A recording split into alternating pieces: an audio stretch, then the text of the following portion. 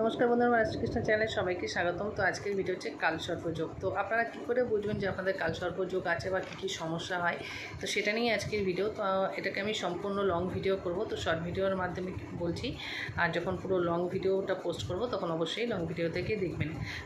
কালসর্পযোগের মধ্যে কিছু কিন্তু প্রকারভেদ আছে, ঠিক আছে। সব যেমন হচ্ছে অনন্তকাল সর্পযোগ।